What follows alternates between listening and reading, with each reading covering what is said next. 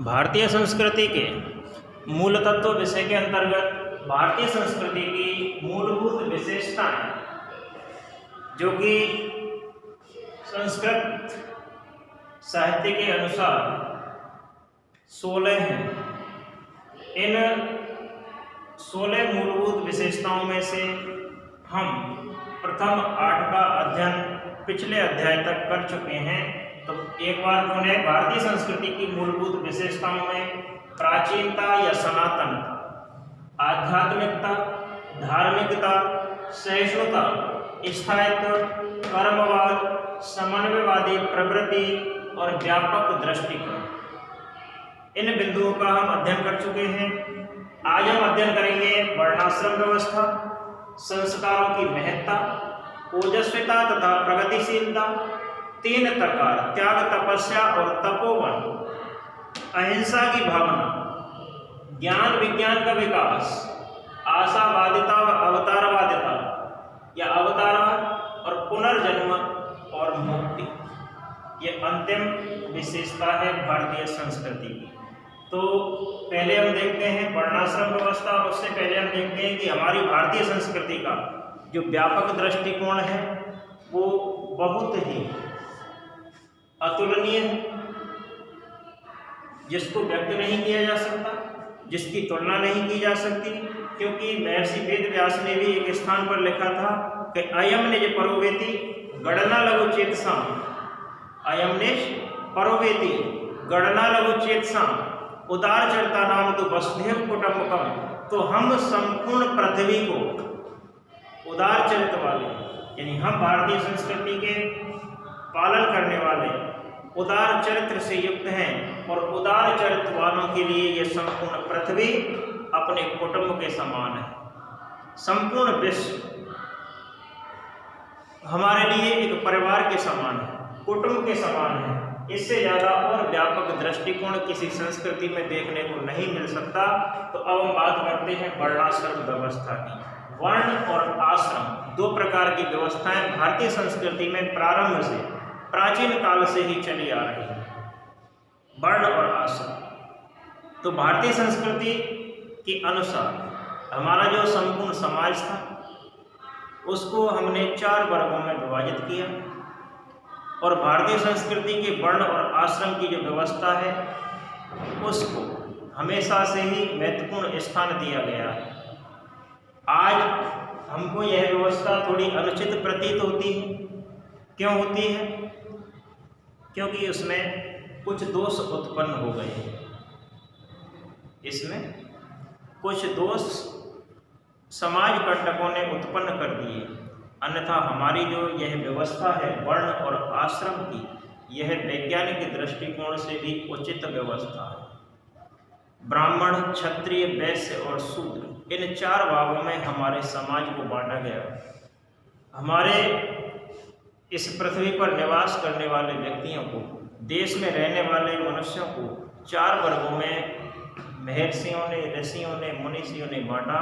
ब्राह्मण, क्षत्रिय, वैश्य और शूद्र, ये चारों पर अपने आचरण और अपने कर्म के आधार पर थे। जिस व्यक्ति का जैसा आचरण था, जिसका जैसा कर्म था, उसी के अनुसार उसे वर्ण में बांटा गया था। लेकिन धीरे धीरे इस व्यवस्था में कुछ विकृतियां आ गईं। अब विकृतियां आ गईं तो हम इसके बारे में सोचने लगे। वर्ण व्यवस्था पूर्ण रूप से गुण और कर्म के आधार पर थी, ना कि जन्म के आधार पर। आज हम इसे जन्म के आधार पर मानते हैं। यही इसकी विकृति है, यही इसका दोष है।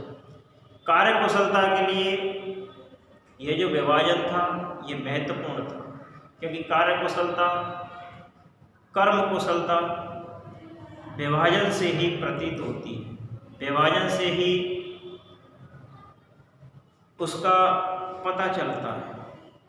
प्रारंभिक काल से, प्राचीन काल से, अवान्तर काल से सामाजिक असंतुलन होने के कारण, सामाजिक दोषों का, सामाजिक असंतुलन उत्पन्न होने के कारण इस वर्ण व्यवस्था के विरुद्ध आवाज़ें उठाई गई।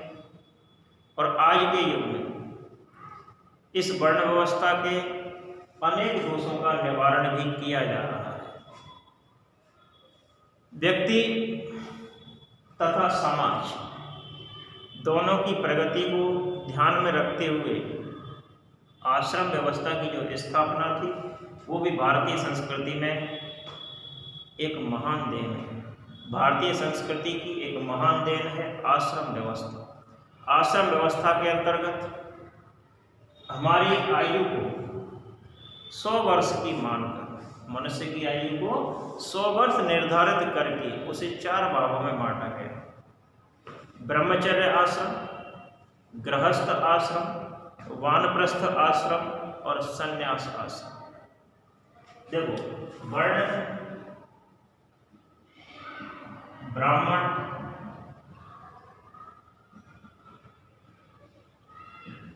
क्षत्रिय, वैश्य और शूद्र ये कर्म पर आधारित थे, न कि जन्म पर आधारित। ठीक है। आश्रमों को भी 4 भागों में बांटा। ब्रह्मचर्य,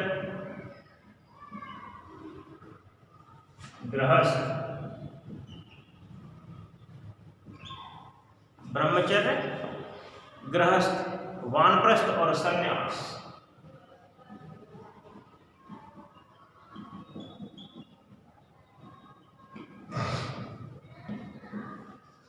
तो प्रथम 1 से 25 साल की जो उम्र थी उसको ब्रह्मचर्य आश्रम, और ब्रह्मचर्य आश्रम में मनुष्य को अध्ययन के लिए गृहस्थ आश्रम घर को चलाने के लिए, घर में रहने के लिए, इसका जो उम्र निर्धारण था वो 26 से 50। तीसरा वानप्रस्थ, वानप्रस्थ के लिए 51 से 75, और उसके बाद संन्यास के लिए 76 से आगे जो भी था 100 वर्ष का माना, तो इसलिए 100 वर्ष अधिक भी हो सकता है। तो इस प्रकार से आश्रम व्यवस्था को हमारे दैनिक जीवन में उन्नति के लिए, हमारे दैनिक जीवन को चलाने के पश्चात पुरुषार्थ चतुष्ट की प्राप्ति के लिए एक महत्वपूर्ण अंग माना, और पुरुषार्थ चतुष्ट की प्राप्ति के लिए ही वर्ण और आश्रम दोनों व्यवस्थाओं को बनाया गया। सुख, संतोष और शांति की अभिवृद्धि इन व्यवस्थाओं, इन आश्रमों से ही होती है, और सुख, संतोष तथा शांति की अभिवृद्धि करने के पश्चात पुरुषार्थ चतुष्ट की प्राप्ति में इन वर्ण और आश्रम दोनों व्यवस्थाओं का महनीय योगदान था, महत्वपूर्ण योगदान था। अब हम बात करते हैं संस्कारों की महत्ता। तो संस्कार भी हमारी भारतीय संस्कृति में कम योगदान नहीं रखते हैं। भारतीय संस्कृति में शुरुआत से ही, प्राचीन काल से ही संस्कारों का महत्वपूर्ण योगदान रहा है, संस्कारों का विशेष महत्व रहा है, क्योंकि मनुष्य संस्कारों द्वारा ही सामाजिक प्रेरणा और व्यक्तिगत प्रयास का समन्वय करके मनुष्य और समाज के मध्य श्रेष्ठ और मधुर संबंधों की स्थापना होती है। इसी कारण संस्कारों का हमारे दैनिक जीवन में विशेष महत्व है। संस्कारों का अभिप्राय शुद्धि को धार्मिक क्रियाओं तथा व्यक्ति को दैहिक और मानसिक और बौद्धिक रूप से परिष्कृत करने के लिए ही है।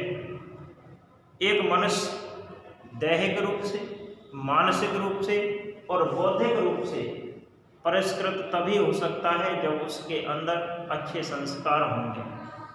संस्कार समाज को अपने मूल्य और प्रतिमानों की रक्षा, कह सकते हैं कि इन सब की दृष्टि से भी संस्कारों का महत्व कम नहीं।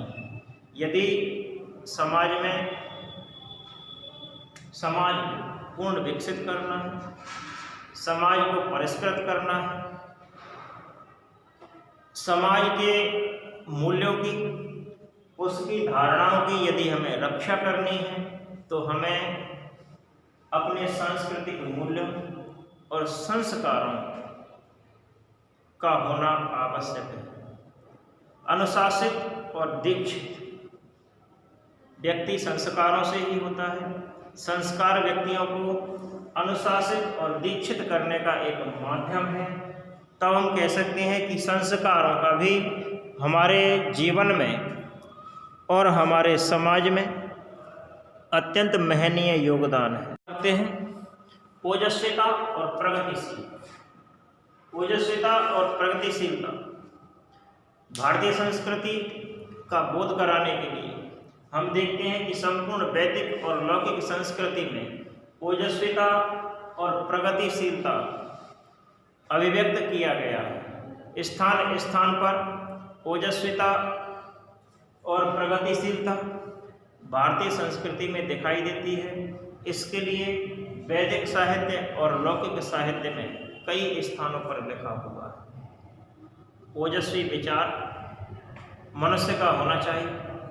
लौकिक संस्कृत साहित्य प्रगतिशीलता के लिए, ओजस्विता के लिए अपने स्थान स्थान पर अभिव्यक्त की गई है।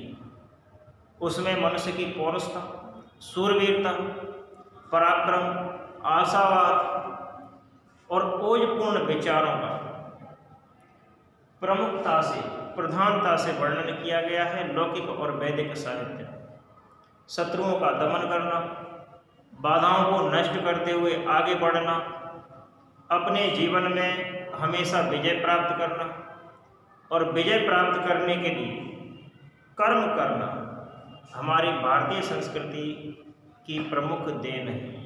वेदों में भी लिखा हुआ है चरे वेति, यानी बढ़े चलो, रुको मत, चलते रहो।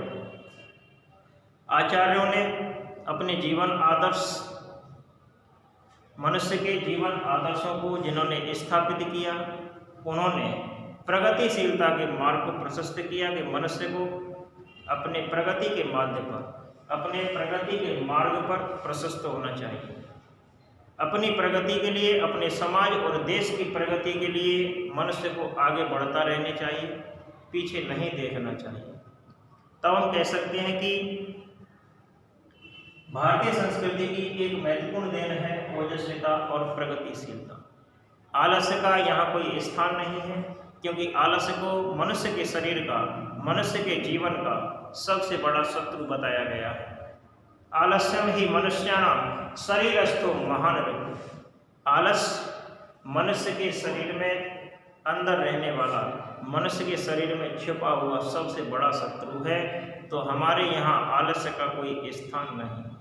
क्यों नहीं है? क्योंकि आलस्य से मनुष्य का संपूर्ण जीवन, मनुष्य का संपूर्ण वैभव नष्ट हो जाता है।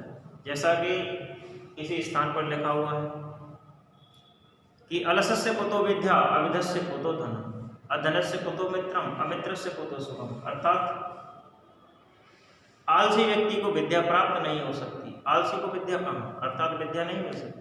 अविद्यस्य कुतो धनम, जिसके पास विद्या नहीं है धन की कल्पना नहीं कर सकता। अधनस्य कुतो मित्रम, धन ही नहीं है मित्र कहाँ से होंगे। अमित्र से कुतो सुखम, और जिसका कोई मित्र नहीं है उसको सुख की प्राप्ति स्वप्न में भी नहीं हो सकती। इसलिए हमारी भारतीय संस्कृति में हम कह सकते हैं कि आलस्य का कहीं स्थान नहीं। मनुष्य को जो सभी कार्य हैं वो परिश्रम से, उद्यम से सिद्ध होते हैं। उद्यमेन ही सिद्ध्यन्ति कार्याणि न मनोरथैः, ना ही सुप्तस्य सिंहस्य प्रविशन्ति मुखे प्रभवः। तो कह सकते हैं हम कि उद्यम से, परिश्रम से मनुष्य के संपूर्ण कार्य सिद्ध होते हैं।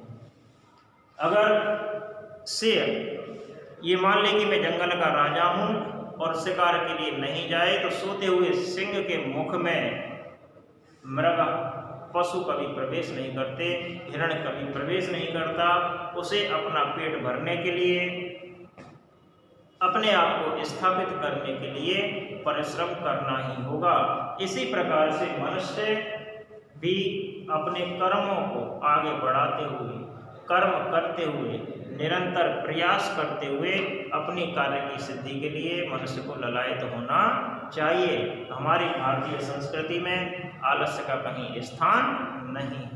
निरंतर प्रयास करने से ही मनुष्य के संपूर्ण मनोरथ सिद्ध होते हैं। इसी कारण आर्यों ने अपनी संस्कृति का देश और विदेशों में प्रचार किया। आगे हम पढ़ते हैं 3 प्रकार, त्याग, तपस्या और तपो। जैसा कि हम देखते हैं और जानते हैं कि भारतीय संस्कृति में त्याग, तपस्या और तपोवन तीनों का प्रारंभ त वर्ण से होने के कारण इसे 3 तकार कहा गया है। क्या कहा गया है? 3 तकार। तीनों ही तकारों का भारतीय संस्कृति में, भारत जीवन मूल्यों में महनीय योगदान रहा है। जैसा हम देखते हैं कि भारतीय संस्कृति में सर्वप्रथम स्थान है त्याग। तो त्याग देखते हैं कि श्री राम ने भी अपने पिता की आज्ञा पालन के लिए अपने सुख को त्याग दिया, अपने राज्य को त्याग दिया, ऐशो आराम को त्याग दिया। तो त्याग का हमारे देश, हमारी संस्कृति में महत्वपूर्ण योगदान है। संपूर्ण सफलता मानव जीवन की त्याग के द्वारा ही हो सकती है। भारत की आध्यात्मिक संस्कृति भी हमें त्याग का उपदेश देती है। त्याग भौतिक जीवन में परम लक्ष्य पाने के लिए भी त्यागों की आवश्यकता हो सकती है। तो जिस स्थान पर दूसरों को सुख देने के लिए भी त्याग की आवश्यकता होती है। स्वार्थ भावना का हमें त्याग करना चाहिए, स्वार्थपूर्ण प्रवृत्ति से नहीं रहना चाहिए, तभी हम परमार्थ कर सकते हैं। तो कहने का मतलब है, गीता में भी यज्ञ की उदात्तता के लिए कल्पना की गई, वह भी क्या है? एक त्याग है। गीता में निष्काम कर्म को बताया गया, वह भी क्या है? त्याग के लिए। भगवद गीता से पहले भी वैदिक ऋषियों ने त्याग के भाव को उद्घोषित किया था। ईशावास्य उपनिषदम यत् किंचित जगत्याम जगत, यानी कि जो कुछ भी इस संसार में जड़ चेतन, जो कुछ भी इस संसार में वो परमेश्वर द्वारा व्याप्त है। तेन त्यक्तेन भंजिता माँ ग्रद कश्चित धन। तो हमें उन सब का क्या करना चाहिए? अपना अपना भाग प्राप्त करने के लिए ही हमें ललायत होना चाहिए। दूसरे के भाग पर हमें अपना अधिकार नहीं जमाना चाहिए। यही त्याग है। त्याग भावना से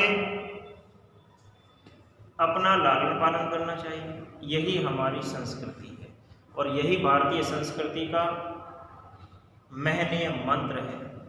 परमार्थ, निस्वार्थ कर्म के नाम से इसे जाना जा सकता है। आगे हम कह सकते हैं कि त्याग। अब त्याग के लिए हमें तपस्या की आवश्यकता है। किसकी आवश्यकता होती है? तपस्या की आवश्यकता। तप की अग्नि में बिना तपाए हुए हम कह सकते हैं कि मानव जीवन निर्मल नहीं हो सकता। मानव जीवन को निर्मल बनाने के लिए हमें तप की आवश्यकता होती है। उसके मल में जलकर ही राख नहीं हो जाते, अपितु तपस्या के लिए मनुष्य की महिमा से हमारा संपूर्ण साहित्य भरा हुआ पड़ा है। तप से ही अभिष्ट इच्छित इच्छाओं की प्राप्ति होती है, इच्छाओं की प्राप्ति होती है। हम कह सकते हैं कि तप भारतीय संस्कृति के जो प्रतिनिधि कवि कालिदास थे, उन्होंने भी लिखा। इसको बड़े ही व्यापक ढंग से व्यक्त किया, सुंदर ढंगों से व्यक्त किया कि मदन दहन के बाद जब भग्न मनोरथा पार्वती ने कठोर तपस्या के बल पर ही अपनी कामना बंदी को सफल बनाया। भगवान शिव को रिझाने के लिए पार्वती ने भी कठोर तपस्या। आर्य नारियों के लिए उत्कट प्रेम, मृत्युंजय पति पाने का एकमात्र साधन भी तपस्या है।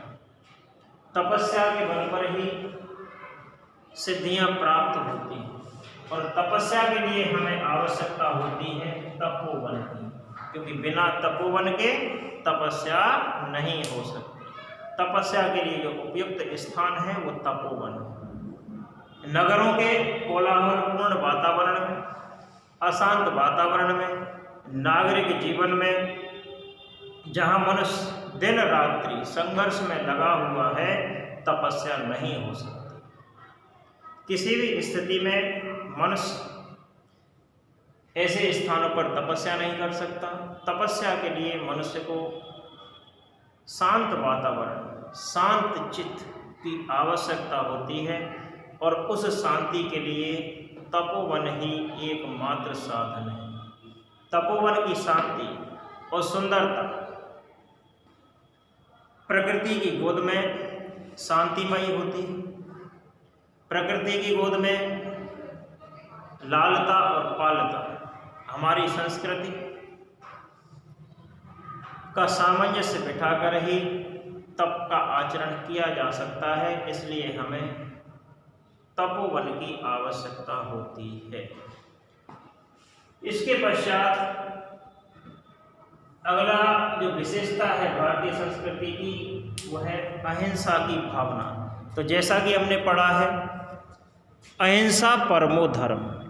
कहते हैं कि भारतीय संस्कृति प्रारंभ से ही अपने अहिंसक धर्म पर रही। यहाँ अहिंसा को सर्वप्रथम स्थान दिया गया। जैसा कि आचार्य मनु ने भी जो धर्म के 10 लक्षण बताए, तो आचार्य मनु ने धर्म के 10 लक्षणों में सबसे पहला जो स्थान था वो अहिंसा को दिया। किसको दिया? अहिंसा को दिया। अहिंसा, अहिंसा सत्यम अस्त्यम शौचम इंद्रिय निग्रह धि विद्या सत्यम अक्रोधो दशकम धर्म लक्षण। इस प्रकार से अपने धर्म के 10 लक्षण बताते हुए महर्षि महामुनि मनु ने अहिंसा को सर्वप्रथम स्थान दिया। अहिंसा का तात्पर्य क्या होता है? अहिंसा से मतलब होता है किसी भी निरपराध प्राप्ति पर हिंसक कर्म नहीं करना। किसी भी निरपराध प्राणी को हिंसा नहीं होनी चाहिए। निरपराध प्राणी की हिंसा नहीं होनी चाहिए। अहिंसा का पालन भी किससे होना चाहिए? मन, कर्म और वचन से। मन, वाणी और कर्म से किया जाना चाहिए। मन, वाणी और कर्म तीनों से ही अहिंसा का पालन होना चाहिए। अहिंसा का आशय जो होता है कायरता नहीं होता। हम सोचें कि कायरता, तो अहिंसा कायरता नहीं होती। अहिंसा आत्मा का एक ऐसा गुण है कि हम कह सकते हैं कि अहिंसा आत्मा का एक ऐसा गुण है जिससे मानव जीवन के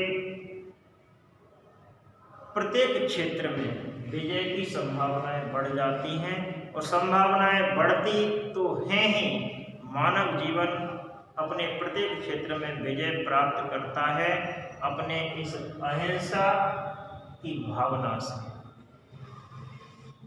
अहिंसा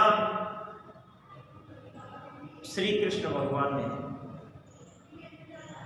अर्जुन को भी अपने शत्रुओं को मारने के लिए उपदेश दिया था कि क्षत्रियों का जो धर्म है वो क्या है? शत्रुओं का विनाश करना। लेकिन अहिंसा अपने स्वार्थ के लिए किसी को सताना, इसका उद्देश्य बिल्कुल भी नहीं होता है। निस्वार्थ भावना से अपने कर्मों को करना चाहिए। अहिंसा की प्रवृत्ति होनी चाहिए। हिंसा का सहारा हमें कभी भी नहीं लेना चाहिए अपने कार्यों की सिद्धि के लिए, अपने ऐश्वर्य को बढ़ाने के लिए। अब हम बात करते हैं ज्ञान विज्ञान का विकास। ज्ञान और विज्ञान का विकास भी हमने शुरू से किया। भारतीय संस्कृति में प्राचीन काल से ही ज्ञान और विज्ञान का विकास हमें देखने को मिलता है। सबसे प्राचीन संस्कृति है भारतीय संस्कृति। यहाँ ज्ञान और विज्ञान दोनों ही कूट कूट कर भरे हुए हैं। ज्ञान और विज्ञान प्रत्येक क्षेत्र में, अन्वेषण में, विवेचन में हम किसी से कम नहीं, हम सभी से आगे हैं। विश्व इतिहास में जब हम विभिन्न स्थानों पर देखते हैं, दर्शन, आयुर्वेद, राजनीति, छंद, ज्योतिष आदि सभी ज्ञान विज्ञान के आधार पर ही हमने सिद्ध की। ज्ञान विज्ञान के विषयों पर ही हमने लेख लिखे। तो हमारी भारतीय संस्कृति ज्ञान और विज्ञान के विकास के लिए प्रारंभ काल से ही, प्राचीन काल से ही अग्रसर रही है। और अब हम कह सकते हैं कि आशावादिता तथा उदारवाद। तो हमारे यहाँ सर्वश्रेष्ठ और सुदृढ़ मान्यता है और सिद्धांत है कि धर्म की रक्षा के लिए, अधर्म के विनाश के लिए और भक्तों की रक्षा के लिए, भक्तों के लिए, दुष्टों के दलन के लिए सच्चिदानंद दयालु परमात्मा भगवान इस पृथ्वी पर जन्म लेते हैं। जैसे कहते हैं, यदा यदा ही धर्मस्य ग्लानिर्भवति भारत अभ्युत्थानम अधर्मस्य तदात्मनं सृजाम्यहम्। जैसा कि भगवान श्री कृष्ण ने भी कहा श्रीमद् भगवद गीता के माध्यम से अर्जुन को उपदेश देते हुए कि हे अर्जुन, जब जब धर्म की हानि होती है मैं निश्चित रूप से अवतरित होता हूँ। तो इसी बात पर, इसी आशावादिता पर, इसी अवतारवाद पर हमारी संस्कृति टिकी हुई है।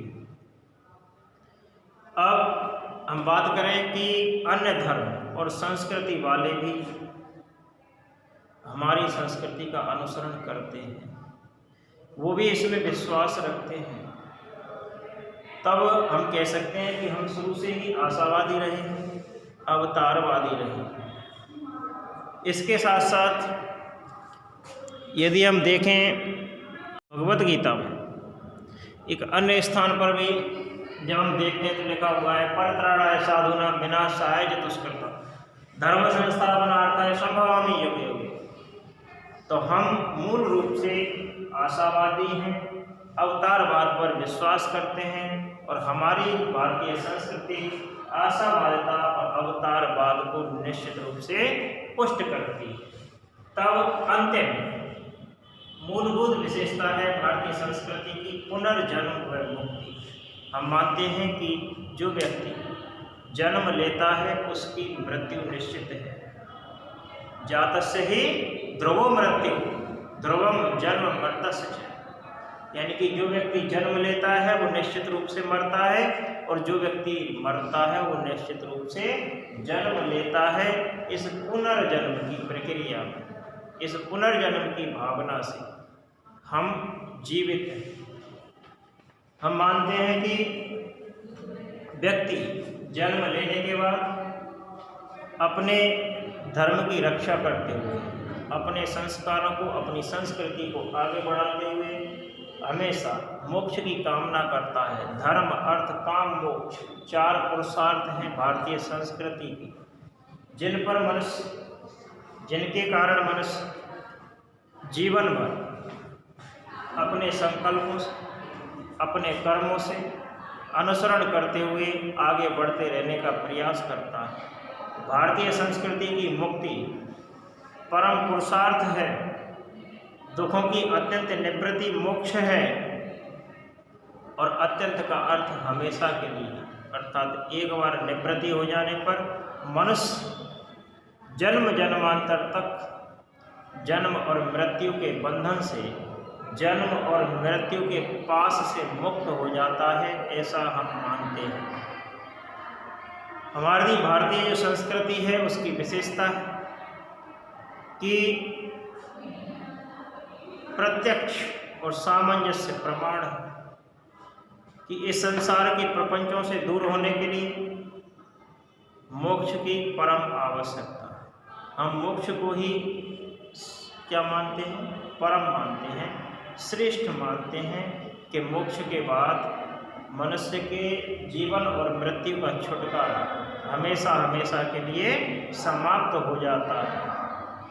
और हमारी जो भारतीय संस्कृति है वो इन्हीं का क्या देती है? प्रेरणा देती है धर्म अर्थ काम और अंत में मोक्ष अर्थात मुक्ति के लिए पुनर्जन्म पर हम विश्वास करते हैं, क्योंकि हम मानते हैं कि हमारा जो मनुष्य जीवन है, वर्तमान मनुष्य जीवन है, वो प्रथम नहीं है और ना ही अंतिम है।